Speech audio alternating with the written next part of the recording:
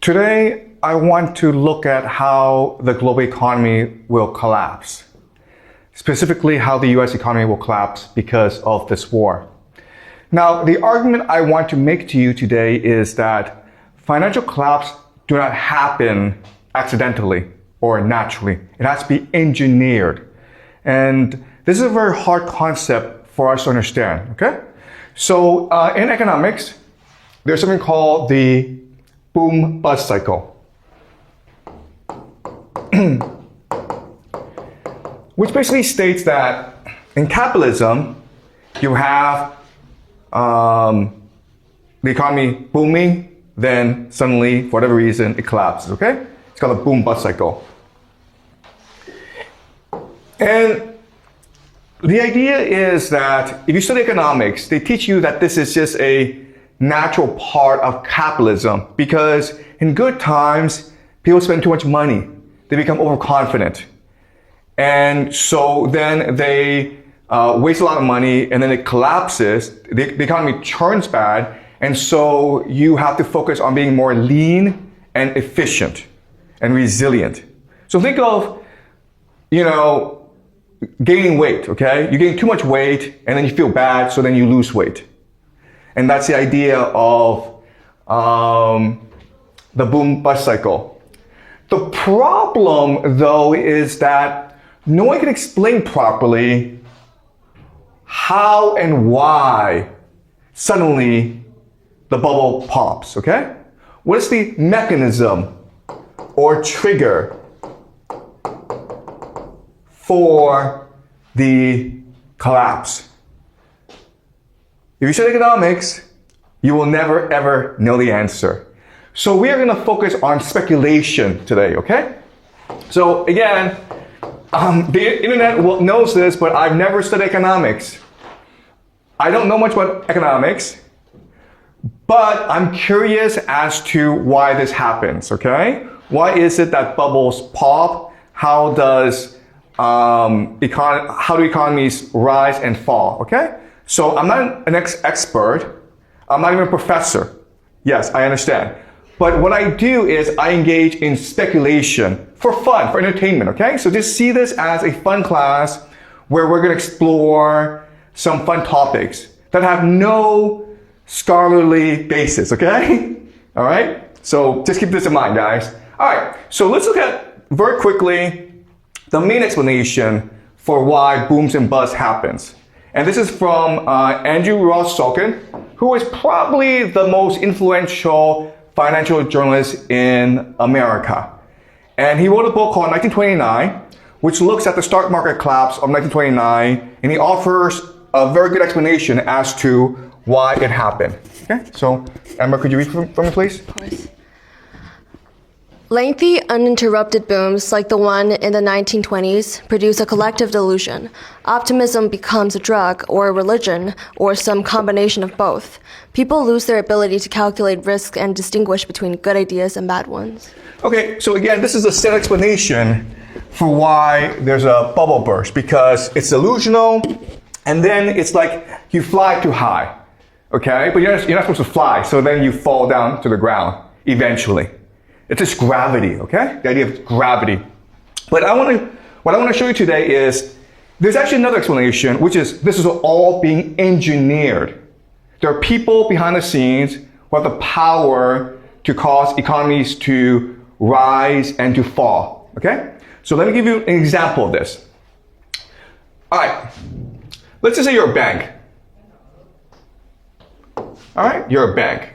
And your job is to take those money, save it, and then use it properly in order to promote the economy, okay? So let's just say we put $1 million into the bank, okay? And what does the bank do with it? The bank then lends it out to entrepreneurs, right? So maybe I want to start a restaurant, and so I borrow $1 million from the bank, okay? Question, how much money is in the bank now? It should be zero, right? Okay, that's just math, guys. Look, if I take in $1 million and I lend it out $1 million, I should have zero, because that's just basic math. But that's not the answer. The actual answer is $2 million. And what you need to understand is that each bank has the ability to print its own money. And the bank is a mechanism for liquidity in the economy, okay? And this is a great illusion. This is the delusion, okay? Behind the economy, where money is just an idea, it's a concept, it's a collective hallucination. All right? Now, but the problem is there are thousands, tens of thousands of banks everywhere. So how do they know how to coordinate together? Okay? And this is something else you need to understand about the system. There's actually something called a signaling mechanism.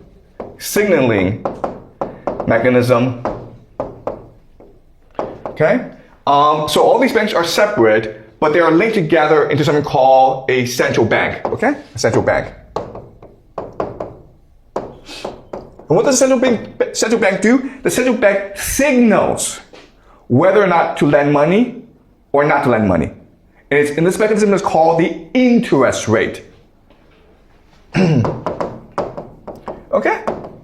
Now, again, if you study economics, what they will teach you is that depending on the interest rate, if it's low, maybe 1%, or 5%, or high 5%, then that will determine how consumers behave. If the interest rate is 1%, what this means is I can go to the bank, get money, and buy a house, right? If it's too high, 5%, then I don't want to go to the bank to buy a house. And this is what you're taught in economics class.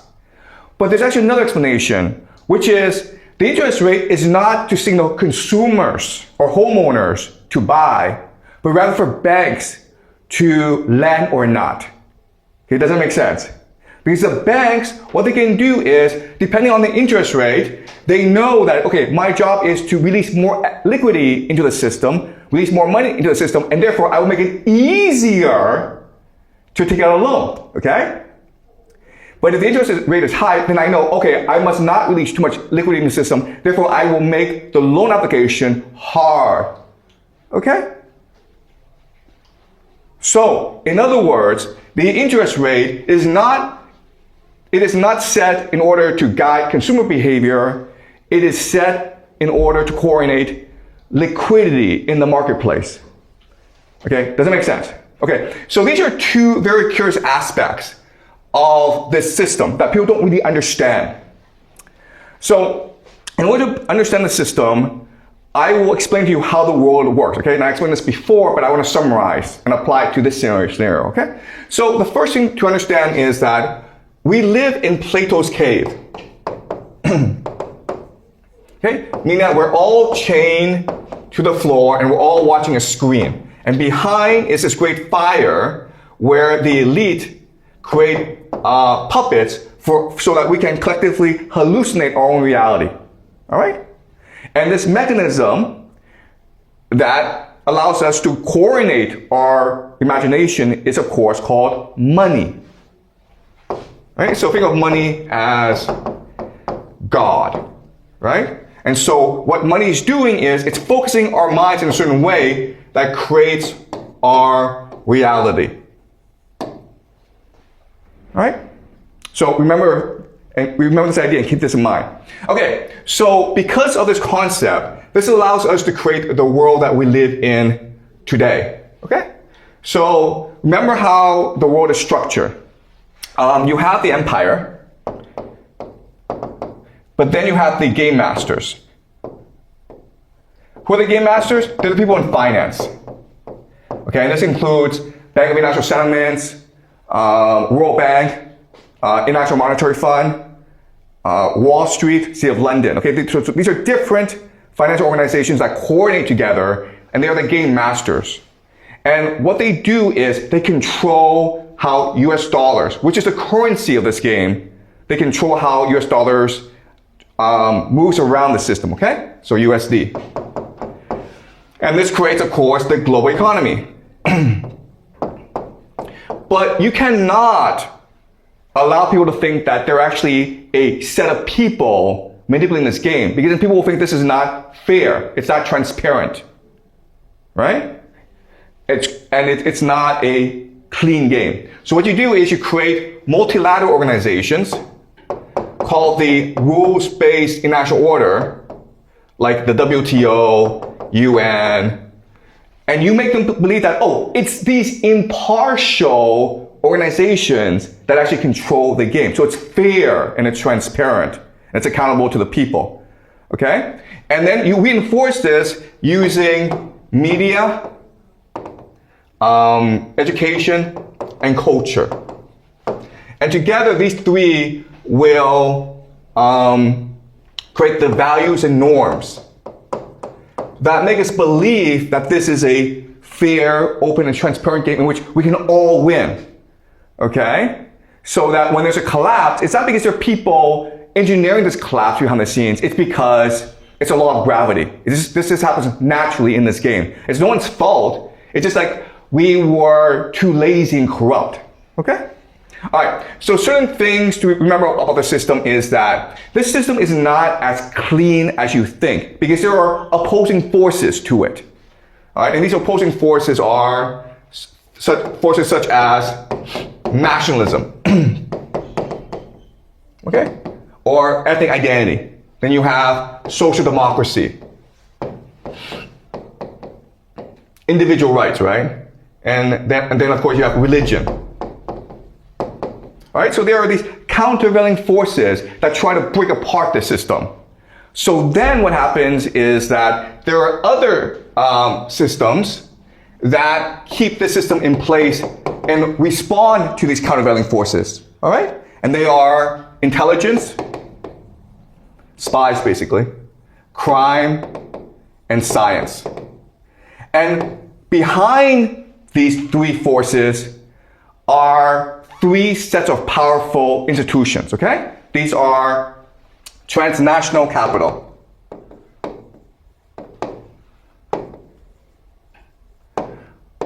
secret societies, and the last is elite families, okay? Some people call them the Illuminati, okay? It doesn't matter, all right? So this is how the world works. And underpinning this elite is something called the occult, which we'll study later on, okay? All right, so certain things that stand out about the system that you may notice is, hey guys, look.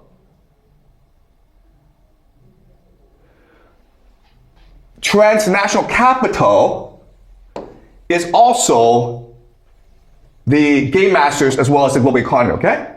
This is important because, remember, this system is the parasite. And this system is a host. So transnational capital is both the parasite as well as the host. It's both the game master as well as the player. Okay? So this obviously leads to a lot of corruption. So then the question then is, how do we get this system? Where did this system come from? So let me go into some history, okay? So the year is 1688. And in Britain, that's something called the Glorious Revolution. Think of the Glorious Revolution as a marriage between two empires, the British Empire and the Dutch Republic, okay?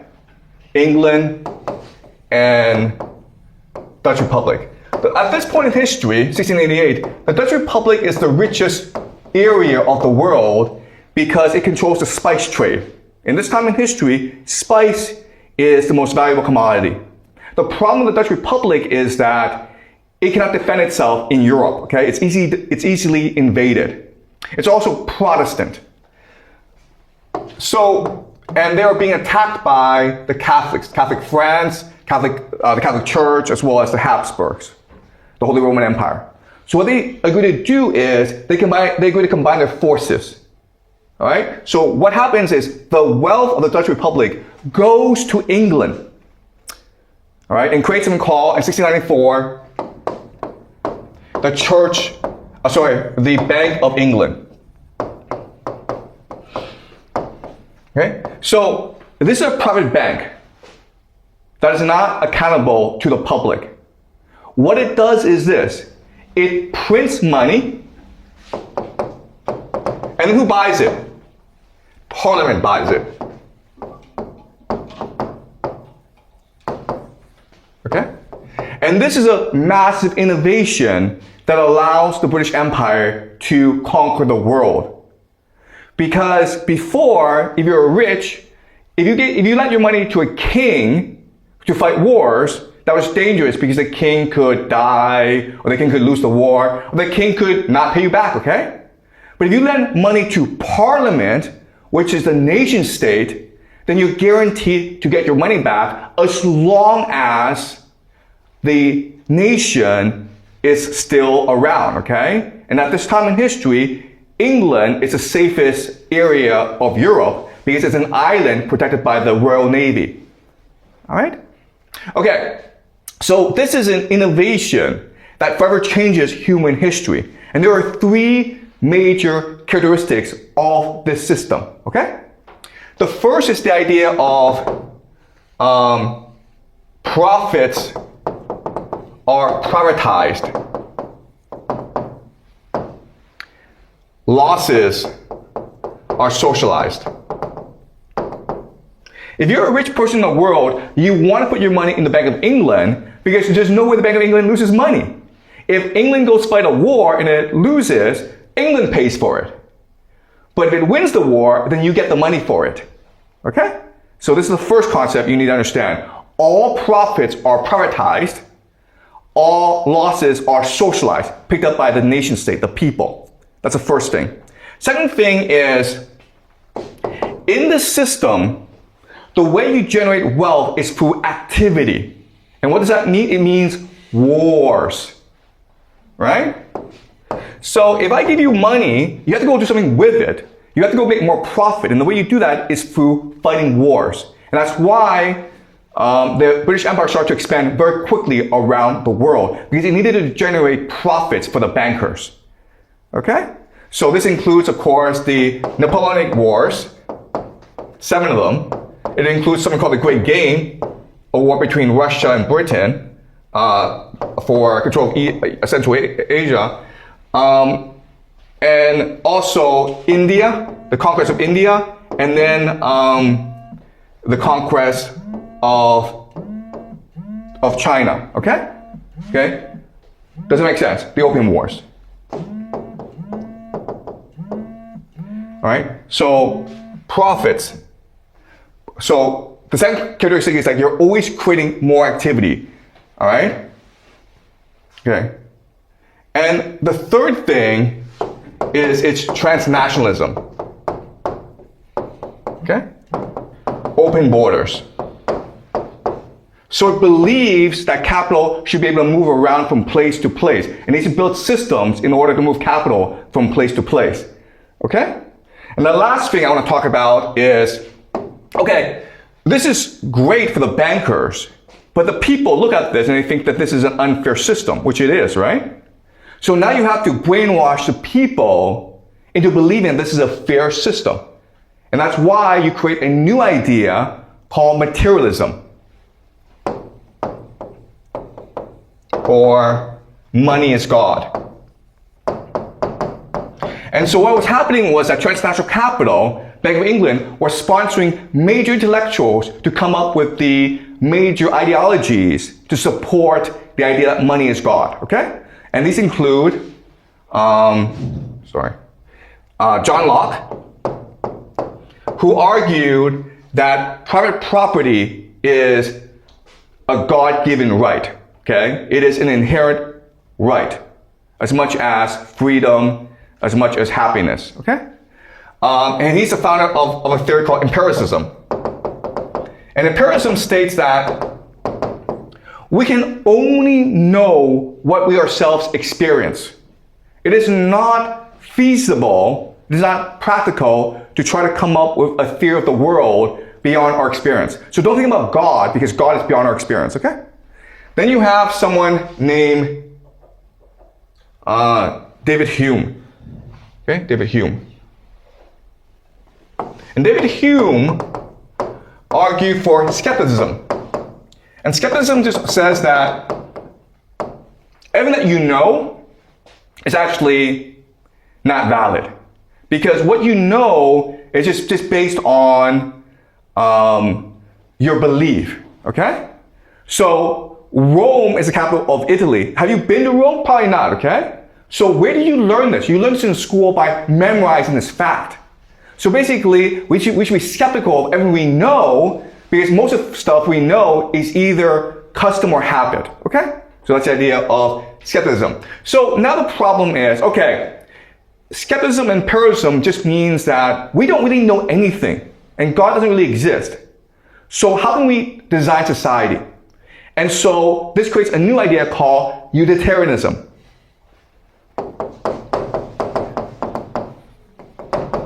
Which is say that if it is useful, if it gives us pleasure, it must be good.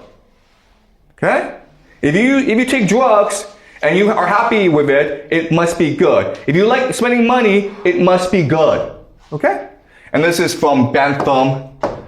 And then John Stuart Mills will make some adjustments to it, okay? But this becomes the very concept of liberty.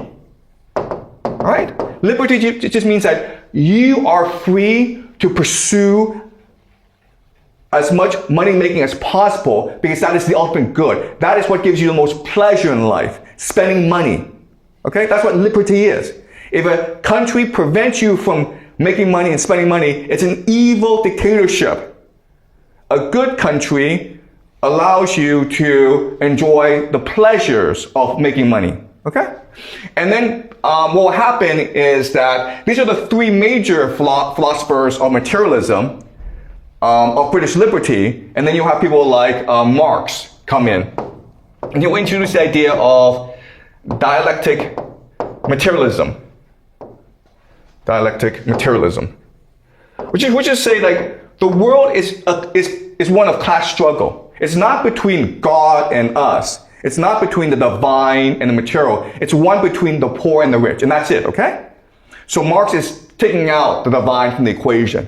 Then you have Darwin, theory of evolution, which basically says, we're just animals, man.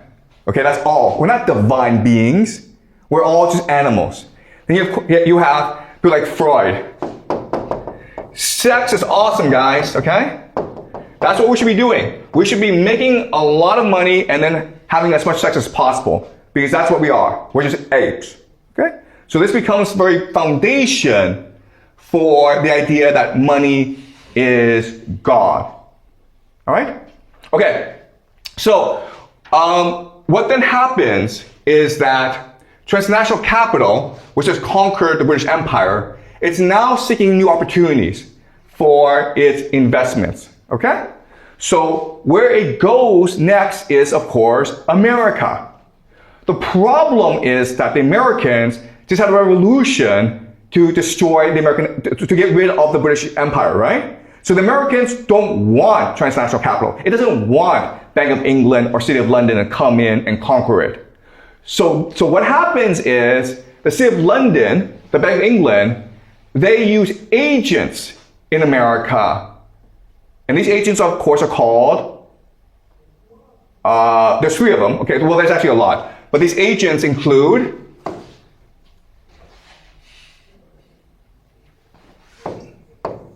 John Rockefeller, Carnegie, okay, Andrew Carnegie, J.P. Morgan, Vanderbilt. And they will, by themselves, monopolize different industries with the resources and the capital of the City of London and the Bank of England, okay? So, of course, John Rockefeller monopolizes oil, okay? And then what will happen is that these very powerful agents of the City of London will get together and they will create a system model of the Bank of England. And this, of course, is called the Federal Reserve System. All right?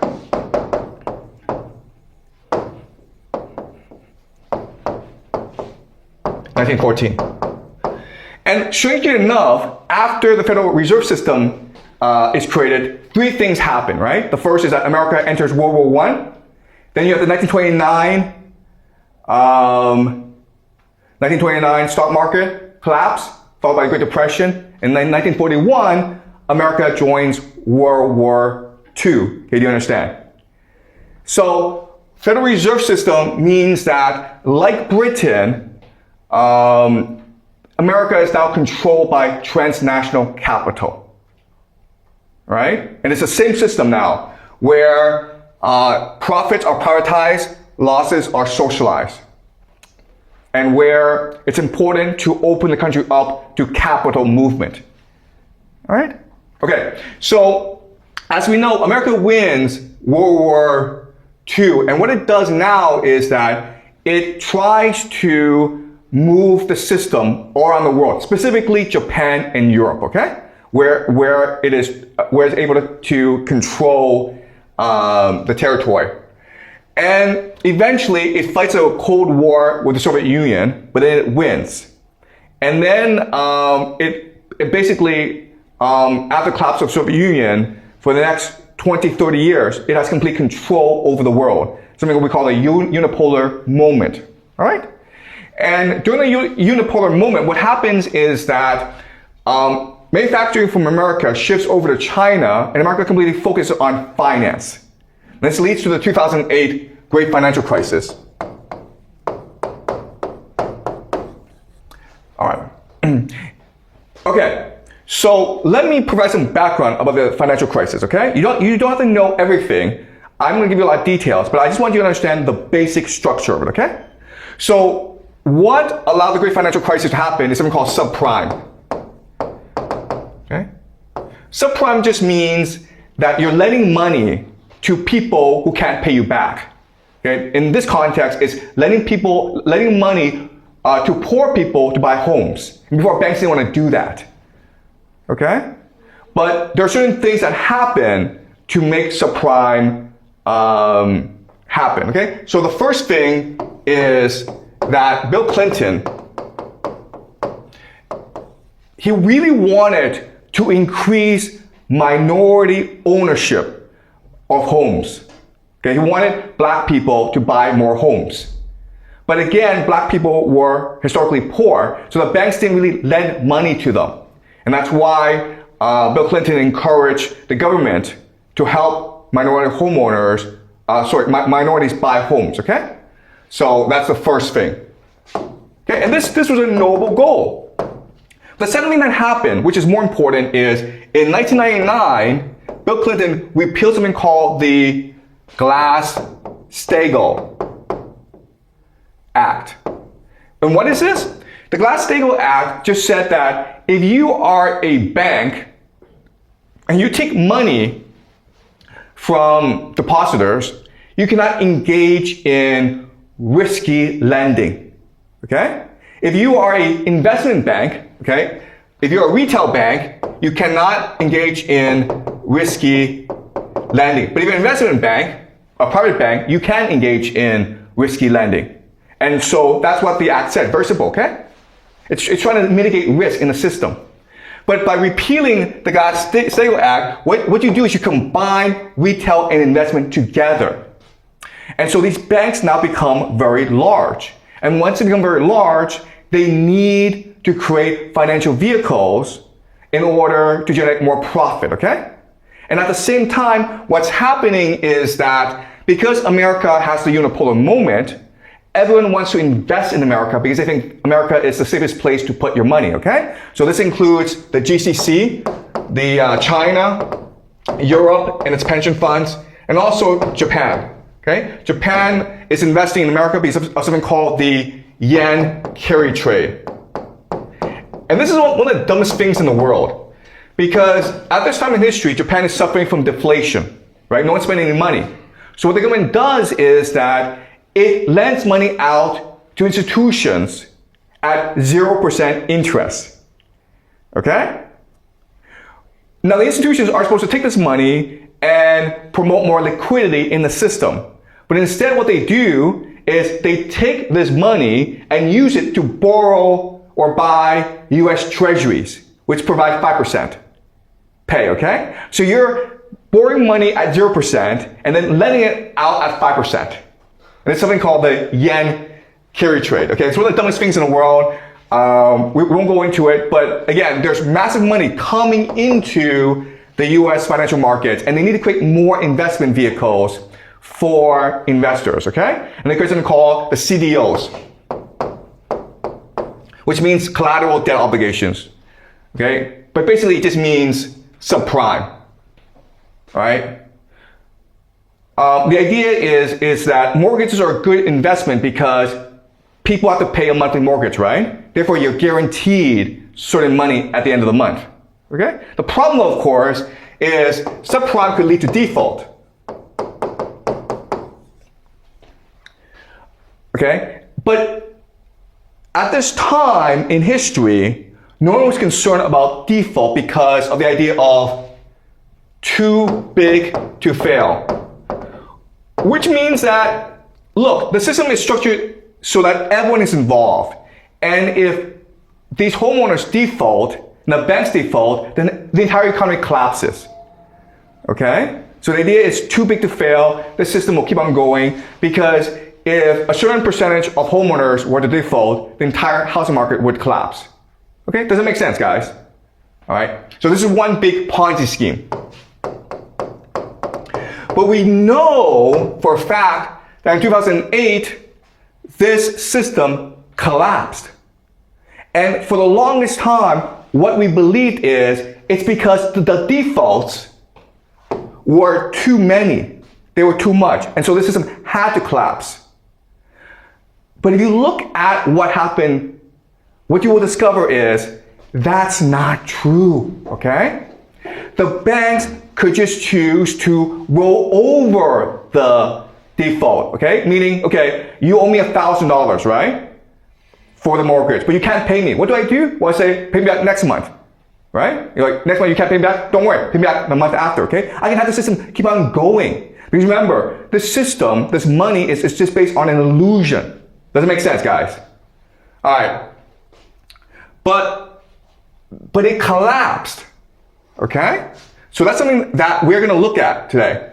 All right. So as you can see from this map, this chart, at first what was happening was that the government was the one issuing out loans, okay? So the government is basically light blue. But then because this industry was so profitable, private banks started to come in and issue their own loans. And these became very risky loans, okay? And this led, of course, to 2008, when the entire thing collapsed. Okay. All right. So the big question is, why did the financial market collapse? So this is the CDO issuance. Okay. As you can see, it's generating a lot of money for these private banks. And then suddenly, in 2008, there's this massive default. It collapses. The question is, why did this happen?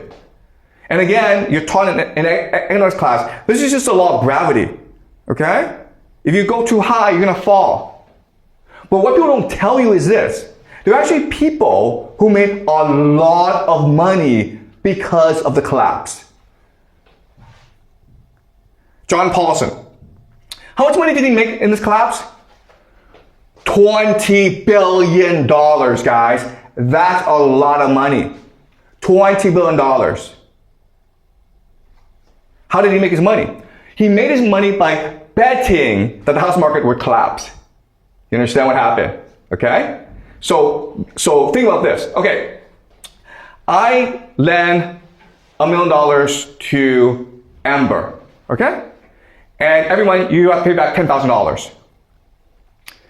But then suddenly you can't pay me back, right? But if I tell you, Amber, you can't pay me back, you have to give me your home, okay? Then I lose my investment in you, right? So I don't do that. I keep on letting you live in the house, pretend that you can pay me back even though you can't pay me back. But then Vincent says to me, hey, Mr. Jiang, I bet you that Amber will not default on her loan because she hasn't defaulted in the past 10 years. I say to Vincent, how much do you want to bet me? And he's like, $500,000. Okay, he's so confident that you will not default, right? So I say, sure, Vincent, I'll take this bet with you, right? Now what do? Now I make you default, because now I can make $1 million from Vincent. And that's how it worked, guys. You think it's a very complicated thing. It's not. It's all a giant scam, because only a few people control the entire system. This is how you make $20 billion in this game, okay? There's stupid people buying mortgages from you, right? But then you have even more stupid people who bet that you will not default on these mortgages. And so you take your money from the stupidest people. And that's why the system collapsed. Because you can make more money from collapsing the system than just letting it go on. Okay? This is John Paulson. This is Jamie Dimon. And he also profited from the bank collapse. Why? Because when these banks collapse, you can start to consolidate the banking industry. Okay? So JP Morgan started to buy these other banks that were losing money. And then JP Morgan now is the largest bank in America. All right? Also, guys, look at this. Before 2008, most homes were actually owned by individuals, okay? This is 2008, okay? So the gray are just individuals. They might have one home, they might have 10 homes, okay? But this is basically individuals. The blue are those who own more than 1,000 houses. And then the dark blue are those big banks that own like 100,000 of homes, okay? So before 2008, you can see like most people were in the gray, okay? These are just individuals. But then after collapse, you see the blue and the dark blue go way up. Why? Because these homeowners lost their homes. And so these banks and these companies can come in and buy them on the cheap. Doesn't make sense. So the great financial crisis of 2008 destroyed millions of lives, but it made it profitable for a few powerful individuals and institutions. Okay? Right. A major consequence. So then you're like, okay, no, Mr. Jiang, you don't get it. It's gravity. Eventually, a bubble has to collapse. Well, today we have two bubbles. We have something called the private equity bubble, private credit bubble, okay, where private banks lend money to private companies. And people say it's $2 trillion. And it hasn't collapsed yet. Why? Because the private banks allow the private companies who are losing money to keep on going. You understand? The private banks don't come and say, hey, you guys are losing money, you should declare bankruptcy, and I'll take whatever you have. Why? Because they would lose a lot of money that way. Okay, do you understand this idea? These bubbles can keep on going forever. They don't have to collapse. Another big bubble today is something called the AI bubble, right? These companies, NVIDIA, OpenAI, their AI products don't actually make any money. Like ChatGPT does not make any money. In fact, it loses money every time you use it, okay? Because it's more expensive to run ChatGPT than it generates in revenue. And it's a huge bubble, but why doesn't it collapse? Because these are just a few companies lending money to each other, okay? That's all it is. It's a giant Ponzi scheme. It's an inside game. So bubbles don't have to collapse. They collapse when it's profitable for a few individuals to make it collapse. All right? Okay. Another idea I want you to understand is that after 2008 great financial crisis, this created problems in the global economy. And so what happened was transnational capital decided to save the global economy by allowing China to rise. Okay? So this is not known, but one major consequence of the great financial crisis is that transnational capital encouraged China to print money. Okay? All right, so I'm going to show you how. But first, let's talk about the main mechanism to allow this to happen. It's called the Bank of International Settlements, okay? And this is, the Bank of International Settlements is in Basel, Switzerland, and it's considered the central bank of central banks. So every nation has a central bank, okay, that determines interest rate, but the BIS is the central bank of central banks, which coordinates all central banks. All right? And it is the most powerful bank in the world. All right. And you think that, okay, this must be public. No, it's not public. It's just run in the best, it's managed for the best interest of powerful people in the world, okay? All right, so this is from the book, Basel, Tower of Basel, okay? Can you read? For despite Hitler's bluster and Schatz planning, Nazi Germany had not achieved autarky. It needed to buy vast amounts of raw materials to manufacture armaments and to feed, heat, and clothe its population. Swedish steel, Romanian oil, Portuguese tungsten, even South American beef, all had to be purchased and paid for in hard currency.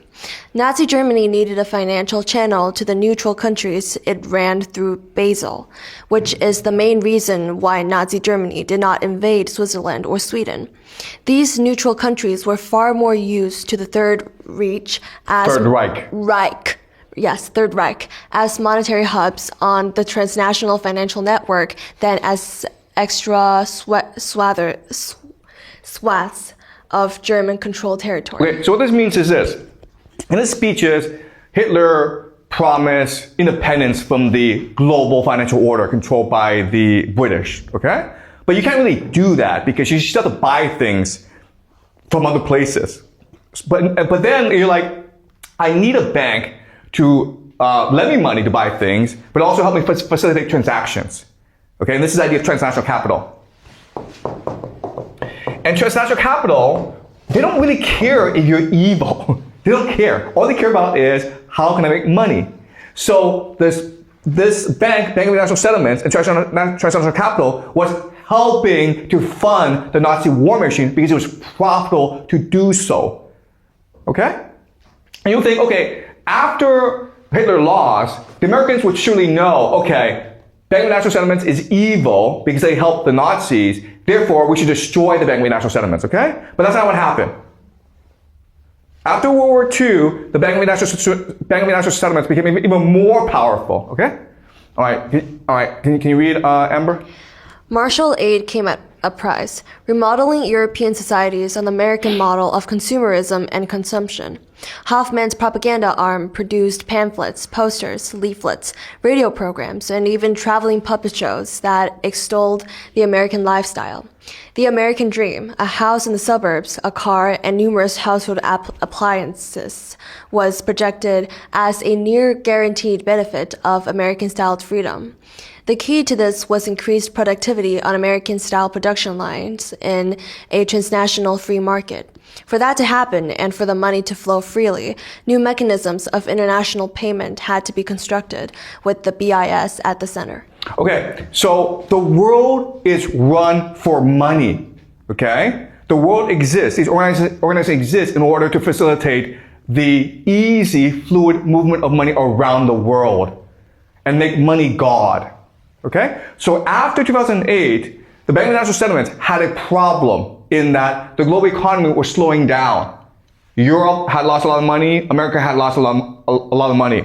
So their solution was, let's shift the center of gravity from America and Europe to China. And you're like, okay, how do you do that then? You do that with something called the exchange rate. Okay? Exchange rate is very simple. Renminbi to USD. Okay? So remember how the interest rate in a national economy, it's a signaling mechanism as to whether or not to increase or decrease liquidity. Well, the exchange rate in the international marketplace is a signaling mechanism to tell other nations whether or not to trade with another nation. Okay, does that make sense to you guys? All right, so let's look at what happened. So for the longest time, the Chinese currency was trading above 8 to the US dollar. Because remember, the US dollar is the main mechanism, of global trade. And then, hey, starting around this time, 2008, guys, it started to increase in value. Okay? And so now the world knows, oh, I should trade with China. And China is like, well, okay, my exchange rate is higher than before, therefore I should buy more things from the world. Okay? But not only that, but now that I have access to commodities from the world, then I should know I need to promote my economy to use these resources. So I should spend more money on infrastructure. I should build more high-speed railways. I should build airports. Okay? And that's what China did.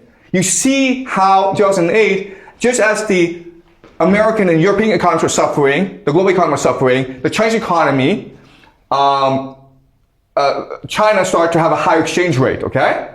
And it kept on going higher and higher. And then what did China do with it? China started to buy stuff from around the world with it. Okay? Again, this is a signaling mechanism where the Bank of International Settlements is saying to the world, you can now sell to China. We will guarantee China. All right?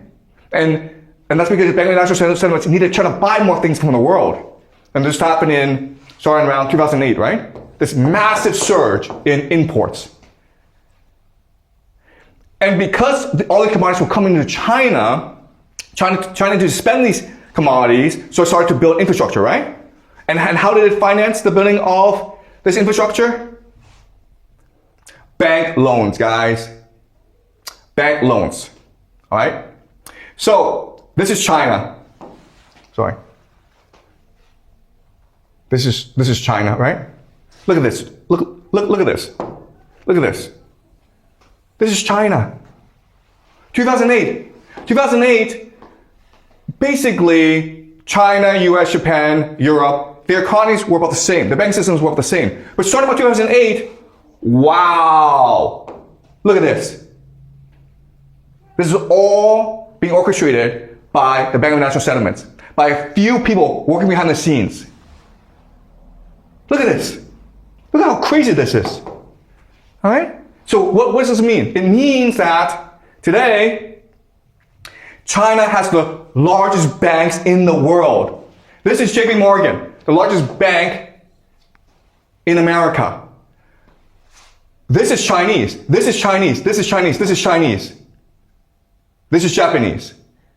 Okay? The top 4 banks in the world are Chinese. Why? Because in the bank system, debt liabilities are also assets. Do you understand? All this money the Chinese banks have are just liabilities. Okay? So this is how the system works. It's all just an illusion. The thing about the Chinese system that prevents it from imploding is the fact that all debt in China is localized instead of nationalized.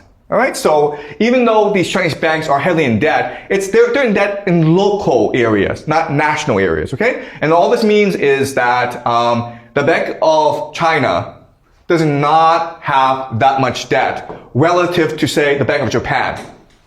Okay, so debt in Japan is nationalized. Debt in China is localized. Right? Okay, so another major consequence of China, the growth of the Chinese banking system is that China started to export its goods around the world more, okay? So as you can see, in the year 2000, America really dominated the world in manufacture export, okay? But by the year 2024, look, it's basically the entire world is buying Chinese exports. All right? And so this is a deliberate strategy of China's national capital to move the center of economic gravity from the United States to China. But the problem with China, the reason why China has not become the hegemon, is that China's not interested in being the hegemon. In other words, military power.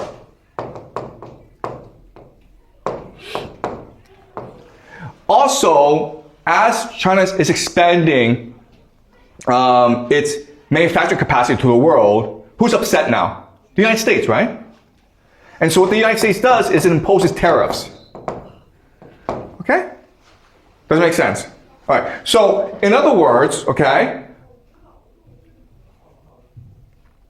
even though, in theory, the theory is that the goal of the bankers is to maintain the game, okay?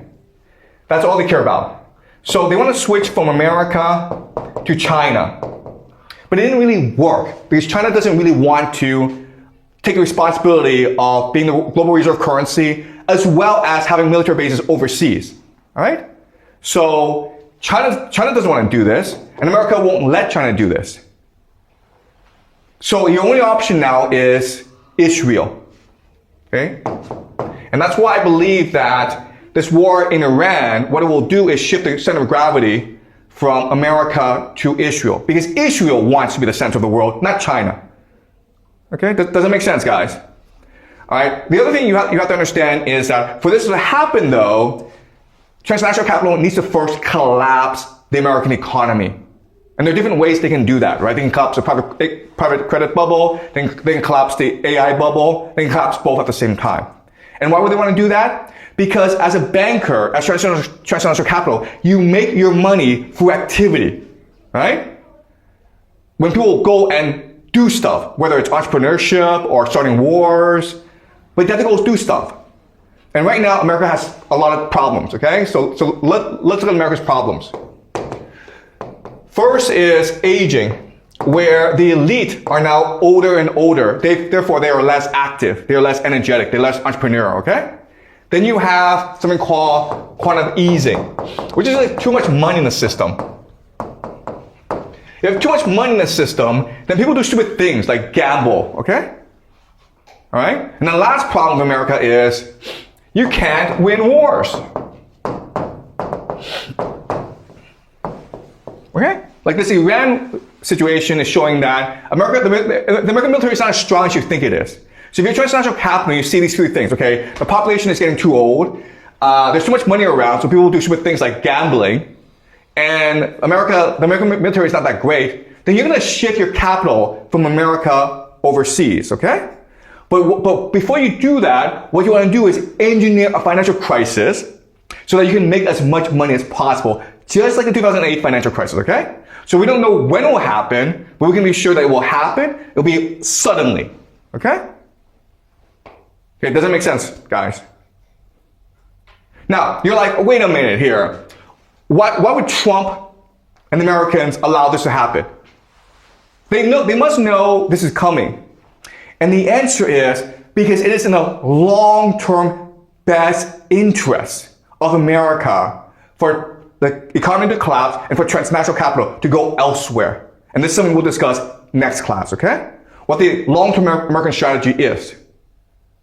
Transnational capital is leaving America, and the Americans are like, oh my God, Bank of England, City of London, these parasites are leaving? Thank you, get out of here, man, okay? And what will happen is, once they leave, America will plot a much brighter future. And it's something we'll discuss next class. But any questions? Yep. So seems like that America is in a disadvantaged situation, but they know what they are doing and they're just sending parasites outside of their country and having a more long-term benefit. Is that right? Okay, so this is something we'll discuss next class, okay? But this is not a deliberate strategy. All right, because if you think about it, economic collapse will destroy a lot of wealth in America. It will probably create conditions for civil war in America. It will create a lot of pain. But there are certain people, for example, Donald Trump, who believe that this pain is necessary in order for America to become great again, okay? He said his motto is what? Make America great again. And how do you do that? You get rid of these parasites. But to get rid of parasites, guys, it's a painful, painful process. It's like a cancer, right? Have you guys been through cancer treatment? It's painful. Chemotherapy, they do surgery on you. You have to like eat this, crappy food all the time. It's a painful process, okay? So transnational capital, it's a parasitic force. It's a cancer on the American host. They have to get rid of it, but it's gonna be a very painful process. That's gonna take a long time, years, possibly decades, okay? Yeah, Amber? Thank you. So if transnational capital is leaving America, then how would you think this shift would impact the global economy? Or would it at all? Yeah, okay. All right. Yeah, all right, so this is something we'll discuss later on, okay? But let me just show you how this shift happens. All right, so right now you're in America. And the best place for you to shift is Israel, okay? Why? Because you're interested in activity, okay? You're interested in putting your money in a place where it's gonna grow, right? And why is Israel growing? Well, because of the Greater Israel Project, right? They want to conquer the Middle East, but then it has to rebuild, right? After the war, rebuilding. And then what it's going to do is become the hub of global trade, right? Because Israel controls Africa. And this is something we'll discuss next class, okay? So this is why you want to invest in Israel, for these three reasons. Why? Because you're going to keep on fighting wars to achieve the Greater Israel Project. Wars are profitable. Wars are the most profitable enterprise in the world, okay? Second is that they have to rebuild after all this destruction. So they need capital. And the third is they will control global trade because of the location, okay? So this is why Israel is a smart investment for transnational capital. I'm not talking about like us, okay, with like $1,000. I'm talking like trillions of dollars will probably go into Israel. All right, so to leave America, what you want is a stock market collapse, okay? An economic collapse. Why? Because economic collapse not only allows you to leave with as much money as possible, but also allows you to buy up distressed assets.